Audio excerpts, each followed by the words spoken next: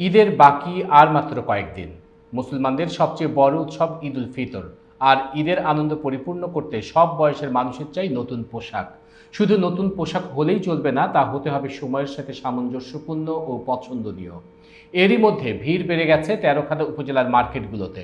পোশাকের পাশাপাশি চলছে অন্যান্য জিনিসপত্রের কেনাকাটা। বিস্তারিত থাকছে রাসেল আহমেদের তথ্যচিত্রে। প্রতিদিন ক্রেতারা ছুটে আসছেন নিজেদের পছন্দের বিভিন্ন ধরনের পোশাক কিনতে। সব মিলিয়ে আগে ভাগেই জমে উঠেছে তেরোখাদার ঈদ বাজার। ক্রেতা ও ব্যবসায়ীরা বলছেন, যারা ঈদে পরিবারের সদস্যদের কেনাকাটার ঝামেলা এড়িয়ে স্বস্তিতে থাকতে চাচ্ছেন, তারা রমজানের শুরুতেই কেনাকাটা করতে দোকানে ভিড় করছেন। প্রতিদিন সকাল থেকে রাত পর্যন্ত উপজেলার বিভিন্ন মার্কেটে মধ্যবিত্ত ও নিম্নবিত্ত মানুষের সরব উপস্থিতি দেখা যাচ্ছে। উপজেলার তেরোখাদা সুপার মার্কেট, কাটেঙ্গা, জয় সেনা, এস এম মোস্তফা রশিদি, সুজা মার্কেট সহ বেশ কয়েকটি মার্কেটের দোকান দেখা গেছে সকাল হতে বেলা 4টা পর্যন্ত এবং ইফতারের পর হতে রাত পর্যন্ত সময়টাকে মানুষ বেশি বেছে নিয়েছে ঈদের কেনাকাটার জন্য। বিশেষ করে যুবক তরুণ তরুণীদের পদচারণায় এইসব মার্কেটগুলো বেশি মুখর থাকে। ঈদকে কেন্দ্র করে উপজেলার ব্যবসায়ীরা এখন ব্যস্ত সময় পার করছেন।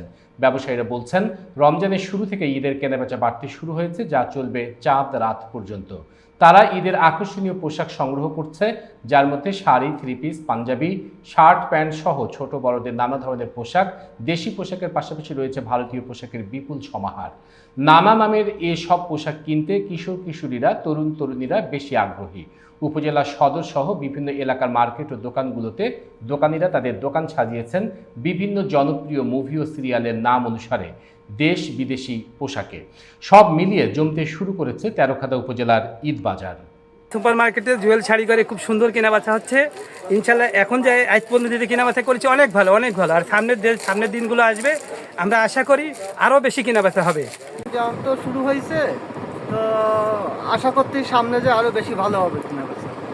এখন মোটামুটি ভালো কেনাকাটা প্রত্যেক বছরের থেকে এবার আশা করি মোটামুটি ভালো হবে। মালও কালেকশন ভালো ইনশাল্লাহ। আর এবার মালের দ্রব্যমূল্য অনেক খুব বেশি দাম।